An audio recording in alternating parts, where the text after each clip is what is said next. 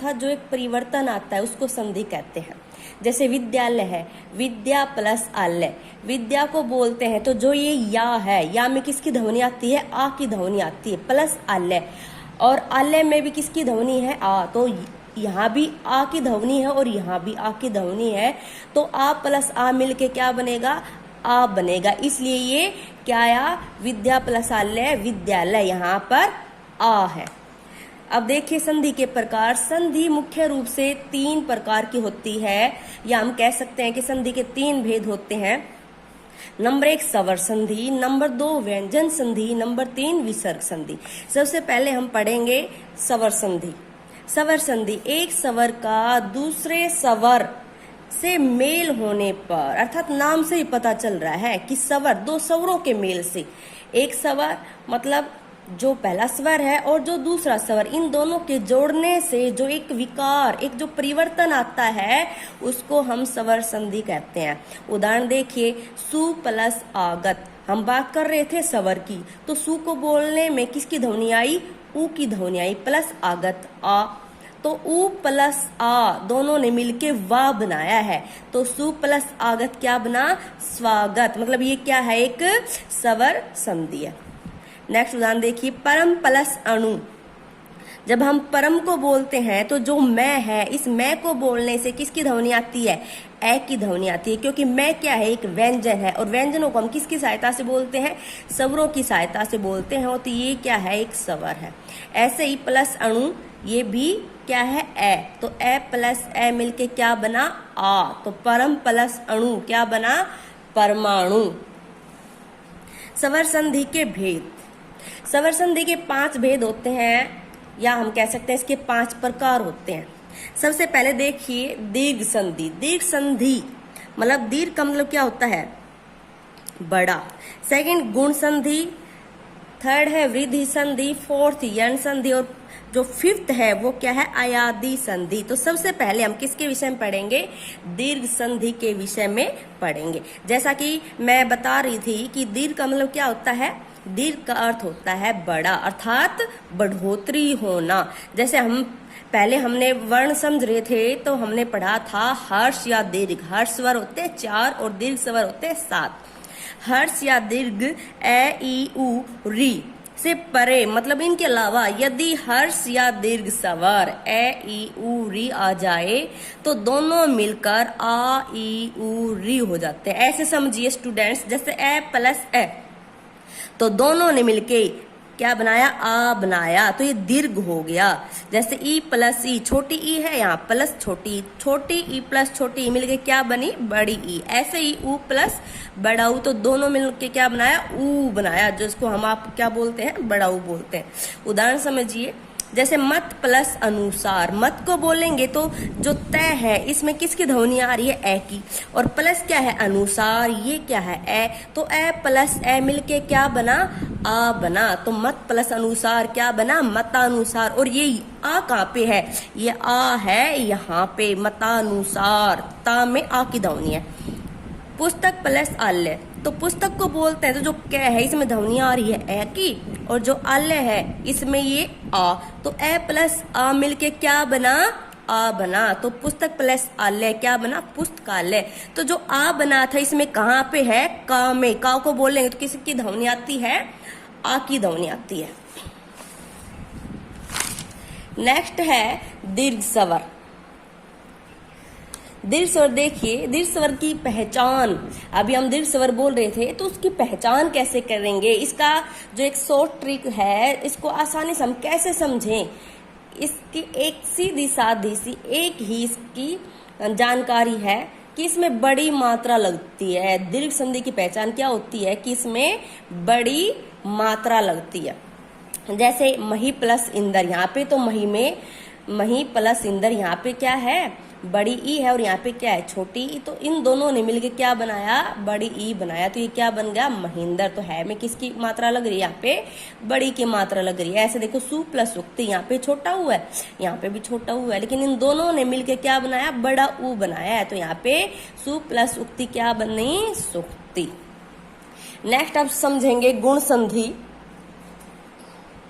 गुण संधि देखिए, यदि ए वर्ग, जैसे ए वर्ग में ए आ के आगे, अर्थात ई वर्ग, ई में जैसे छोटी आती है बड़ी ई आती है, ई वर्ग और ऊ वर्ग या फिर री वर्ग आ जाए तो दोनों के परस्पर मिलने से, उनके मेल से ए बनेगा, ओ बनेगा और अर बनेगा। देखिए हम ऐसे समझेंगे, जैसे ए प्लस ई, अगर ए प्लस ई आता तो वो ए बनाता है। ऐसे देखिए ए प्लस ऊ मिलके क्या बनता है, ओ बनता है, और आ प्लस री बन के क्या बनेगा, अर। उदाहरण देखिए एक बार, देव प्लस इंदर, तो देव को बोलेंगे तो जो वे है इसमें किसकी ध्वनि आई, ए की ध्वनि आई, प्लस क्या है इंदर, इंदर में ई, ए प्लस ई क्या बना ए, तो देखिए हम देव प्लस इंदर क्या बना देवेंदर, तो ए बन रहा है ना यहाँ पे। सेकंड देखिए वीर प्लस उचित, वीर को बोलेंगे तो रै में ध्वनि किसकी आई, ए की आई, और उचित को बोलेंगे तो यहाँ पे ऊ, ए प्लस ऊ क्या बना, ओ बना, तो वीर प्लस उचित, वीरोचित, ये ओ कहाँ पे है, ये रो, वीरो, यहाँ पे ओ की ध्वनि आ रही है। माँ प्लस ऋषि, यहाँ पे बना था आ प्लस री, अर बना था, तो महा प्लस ऋषि, जैसे महा को बोलेंगे तो आ, और यहाँ पे री, आ प्लस री क्या बना अर, तो महर सी, महा प्लस ऋषि क्या बना महर सी।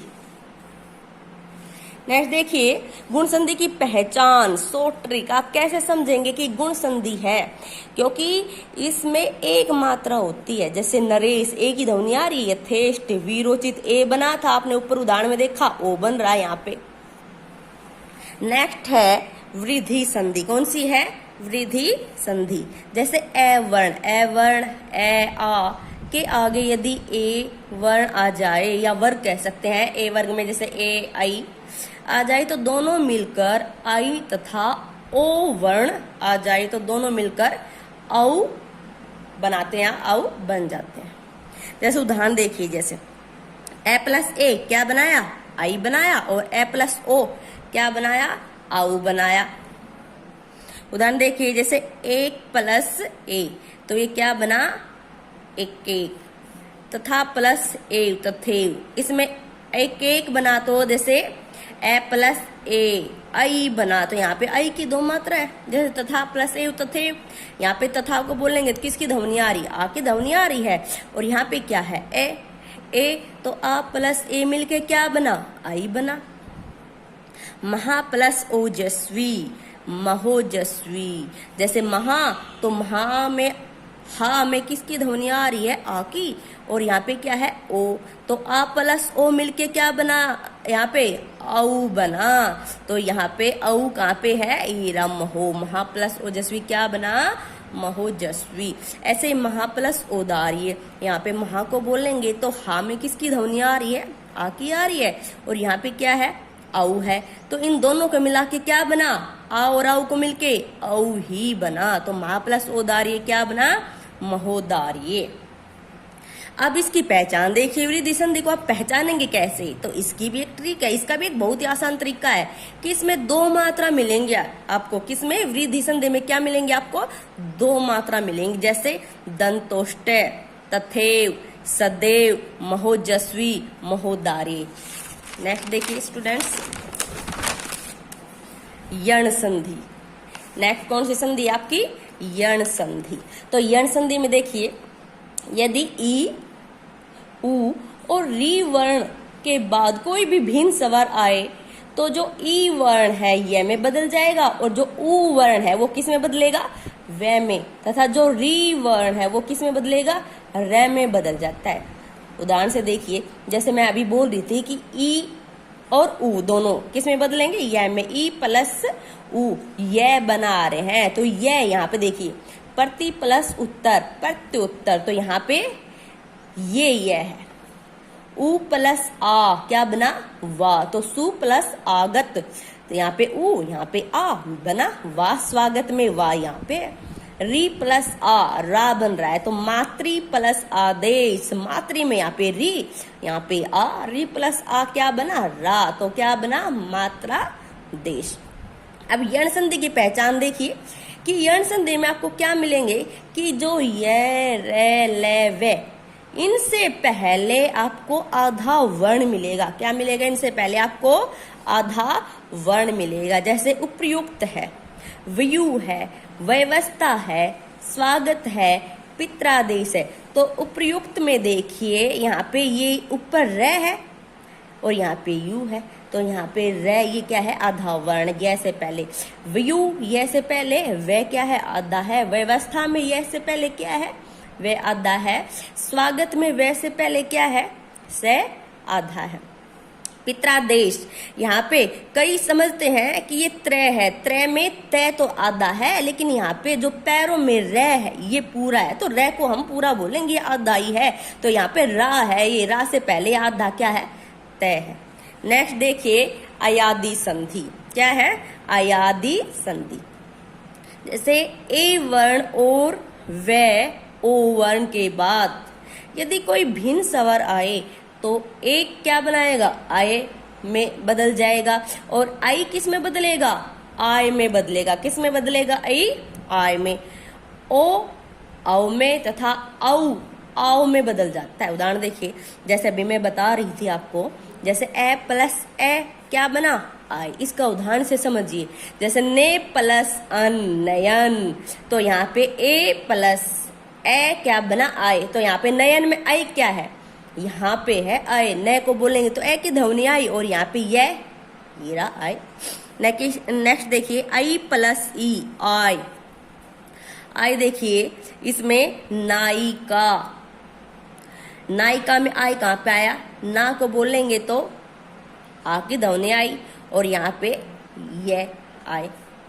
औ प्लस ए, आओ। तो जैसे पावक है, पावक, पावक में आओ यहाँ पे आएगा, पौ प्लस अक, यहाँ पे औ प्लस औ, आओ आया, तो यहाँ पे पावक, पा को बोलेंगे तो आ की ध्वनि और वेरा। जैसे ओ प्लस ए, औ बनाया, तो जैसे पो प्लस अन, पवन, पवन को जैसे पे वे न, इसमें पे को बोलेंगे तो ए, वे यहाँ पे है। अब अयादि संधि की पहचान भी बहुत ही सरल है, क्या कि इसमें ए आई ओ औ की मात्रा ही नहीं आती। किसकी, ए आई ओ औ की मात्रा नहीं आती। इसमें जो अधिकतम जो अक्षर होता है वो कितने शब्दों का होता है, 3 अक्षर का शब्द होता है। जो 3 अक्षर का एक शब्द होता है, जैसे नयन है, पवन है, पावक है, भावुक है, ये सारे के सारे कितने अक्षरों के शब्द हैं, 3 अक्षरों के शब्द हैं। नेक्स्ट देखिए, नेक्स्ट है हमारी व्यंजन संधि। व्यंजन संधि के बहुत से नियम होते हैं, लेकिन बहुत आसान है स्टूडेंट्स, इसको एक बार ध्यान से सुनिए, आपको सुनने से इसके नियम भी याद हो जाएंगे। व्यंजन के बाद, व्यंजन या व्यंजन के बाद स्वर आने से जो विकार उत्पन्न होता है उसे व्यंजन संधि कहते हैं। जैसे जगत प्लस नाथ, जगत प्लस नाथ क्या बना, जगन्नाथ। व्यंजन संधि के नियम देखिए, यदि किसी वर्ग, वर्ग मतलब जैसे कै वर्ग है, चे वर्ग है, टे वर्ग है, तय वर्ग है, पे वर्ग है, इसका पहला, दूसरा और तीसरे वर्ण के बाद किसी वर्ग का, जैसे कै वर्ग का मान लीजिए आपका, तीसरा चौथा वर्ण हो अथवा कोई भी ये रे ले वे हो या कोई स्वर हो, तो पहला जो वर्ण है, जैसे कै वर्ग है, कै वर्ग का पहला वर्ण जैसे कै है, अपने वर्ग के तीसरे वर्ण में बदल जाएगा। तो कै का तीसरा क्या हुआ, कै का तीसरा हुआ गे। उदाहरण देखिए, जैसे वाक प्लस ईस, तो कै वर्ग है यहाँ पे, ये किस में चेंज होगा, अपने वर्ग का तीसरा में। तो तीसरा कै, कै खे गे, तो वाक प्लस ईस क्या बना, वागीस। क्या बना, वाक प्लस ईस, वागीस। नेक्स्ट देखिए, जैसे अच प्लस अंत, अच प्लस अंत क्या बना, अजंत, क्योंकि जो च है अपने वर्ग का पहला वर्ण है, और च, जे तीसरे वर्ण में बदल गया। सत प्लस आचार, तय वर्ग का पहला अक्षर, और इसको किस में बदलना है, तीसरे में। तय, थ, द, यहाँ पे तीसरा वर्ण है, तो सत प्लस आचार क्या बना, सदाचार। नेक्स्ट, वर्ग के प्रथम वर्ण के बाद यदि किसी भी वर्ग का 5वां वर्ण क्या हो, अनुस्वार। अनुस्वार क्या होता है, बिंदी जो होती है, या आ जाए, तो प्रथम वर्ण अपने वर्ग के 5वें वर्ण, अभी मैंने कुछ दिन पहले वर्ण समझा रही थी, उसमें बताया था 5वें वर्ण को क्या बोलते हैं, पंचम अक्षर बोलते हैं, या अनुस्वार भी कह सकते हो आप, वर्ण में बदल जाता है। जैसे वाक प्लस में, वांग में। कई इसको वार्ड में बोलते हैं क्योंकि ये अड़े है, तो ये भी ठीक है, लेकिन अड़े को पहले अंक के बारे में बताया गया था, इसको चेंज कर दिया गया था कि अड़े नहीं बोलेंगे, इसको अंग बोलेंगे। तो ये वांग में, इसको वांग में भी बोल सकते हैं, वांग में ज्यादा अच्छा रहेगा। कै पांचवें वर्ण में बदला, ये कै किस में बदला? अपने पंचम अक्षर में। तो कै खे गे घे अड़े, अड़े आ गए यहाँ पे। उत प्लस नयन, तो तय, तय का पांचवा अक्षर क्या है? न, तो उन नयन। सट प्लस मास, तो तय का जो लास्ट वाला टे ठे डे ढेणे, तो अणे सण मास। सत प्लस मति सम्मति। तय के बाद चे छे हो तो जो तय है वो किसमें? च में बदल जाएगा। तय के बाद च और छ हो तो किस में बदलेगा? तय च में बदलेगा। तथा तय के बाद ल हो तो तय किस में बदल जाएगा? तय के बाद ल होने से तय ल में ही बदल जाएगा। जैसे उदाहरण देखिए, जैसे तय च में बदलेगा और छ च में बदल जाएगा। जैसे तय के बाद ल में बदलेगा। जैसे शरत प्लस चंद्र। अब यहाँ पे तय है, तय के बाद क्या हो गया? च है, ठीक है, तो ये क्या बन गया? शरत चंद्र। जैसे तत् प्लस छात्र, तो तय के बाद क्या है? छ है, तय के बाद छ है, तो छ किस में बदल जाएगा? च में, तो क्या बन गया? तच छात्र। उत प्लस लास, उल्लास। अभी हमने समझा था इसका उदाहरण कि तय के बाद अगर ल आता है तो तय किस में बदलेगा? ल में ही बदलेगा। तो ये क्या बना?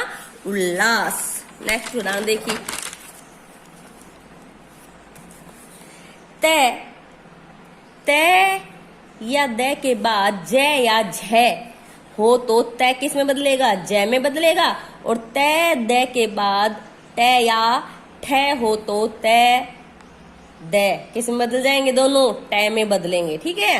तथा यदि तय द के बाद ड और ढ हो तो तय द किस में बदलेंगे? ड में ही बदल जाएगा। जैसे उदाहरण देखिए, सत प्लस जन, सज्जन। तय किस में बदला? ज में ही बदल गया। उत प्लस जवल, तय किस में बदला? ज में ही बदल गया, उज्जवल। उत प्लस डयन, तय के बाद ड है तो तय के बाद ड है तो तय किस में बदलेगा? ड में ही बदलेगा, उड्डयन। विपद प्लस जाल, विपद जाल, क्योंकि द किस में बदला? ज में ही बदला है। नेक्स्ट उदाहरण देखिए, तय के बाद श हो तो जो तय है वो च में तथा स छ में बदल जाता है। इसी प्रकार यदि तय के बाद है हो तो तय द में बदलेगा तथा है ध में बदल जाता है। जैसे उत प्लस श्रृंखल, उच्छृंखल, क्योंकि तय छ में बदला यहाँ पे और श किस में बदला? छ में बदला, तो उच्छृंखल। तत् प्लस हित, तय के बाद है, ठीक है, तो तय किस में बदला? द में, और है किस में बदला? ध में, तो तद्धित। उत प्लस हिरण, उद्धरण, क्योंकि तय के बाद है तो क्या बना? तय द में, और है किस में बना?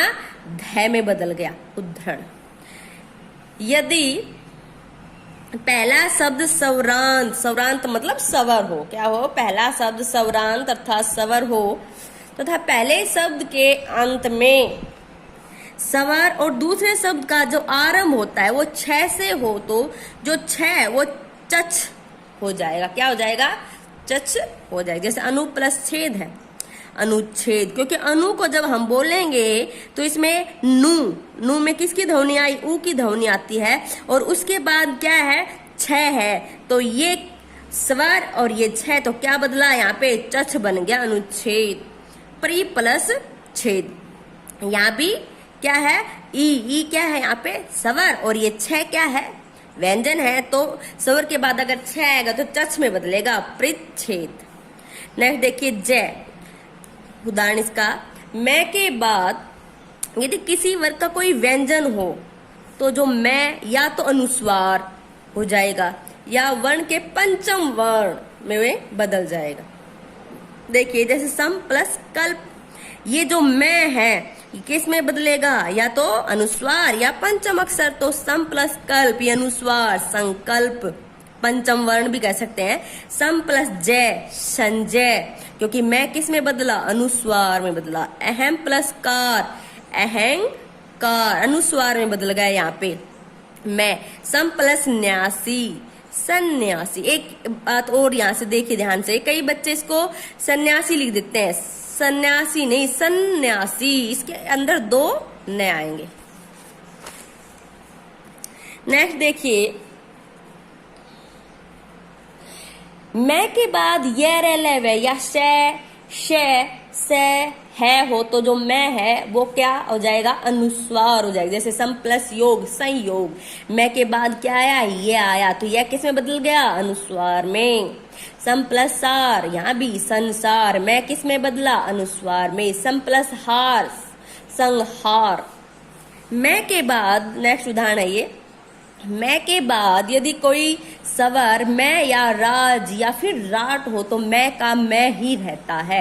जैसे सम प्लस आदर, मैं के बाद क्या आया, यहाँ पे सवर है, तो मैं के बाद सवर है तो आ तो मैं ही रहेगा, तो यहाँ पे मैं ही समादर। सम प्लस मत, तो मैं के बाद मैं आया है तो यहाँ भी मैं ही रहेगा, सम्मत। सम प्लस राट, यहाँ पे राट आया है तो मैं ही रहेगा, सम्राट। सम प्लस राज, राज आया है तो राज्य कह सकेंगे यहाँ पे। सम प्लस राज्य, तो यहाँ भी राज्य है तो मैं किस में रहेगा, मैं में ही रहेगा, साम्राज्य। नेक्स्ट देखिए, री रे से परे यदि न हो तो इनके बाद अगर न आ जाए, परंतु दूसरे शब्द में जैसे चे टे वे ते वर्ग का कोई भी वर्ण न हो, इनका कोई भी वर्ण नहीं हो तो न का अण हो जाता है। भले ही उनके बीच में किसी स्वर व्यंजन आदि का व्यवधान भी हो, बीच में आ सकते हैं। जैसे प्री प्लस नाम प्रीणाम, क्योंकि री के बाद न आया है तो न किस में बदलेगा, अण में बदलेगा। राम प्लस अयन रामायण, क्योंकि इसमें क्या है, व्यंजन है, मैं क्या है, व्यंजन, और बाद में क्या है, स्वर, तो मैं किस में बदल गया, यहाँ पे अण में, रामायण। भूस प्लस अन भूषण, तो यहाँ भी जो श है स्वर आने के बाद अण में बदल गया। री प्लस न ऋण, न आया है री के बाद तो न किस में बदला, अण में बदल गया। नेक्स्ट देखिए, हमारी विसर्ग संधि है। विसर्ग के बाद यदि स्वर या व्यंजन आने पर विसर्ग में जो विकार उत्पन्न होता है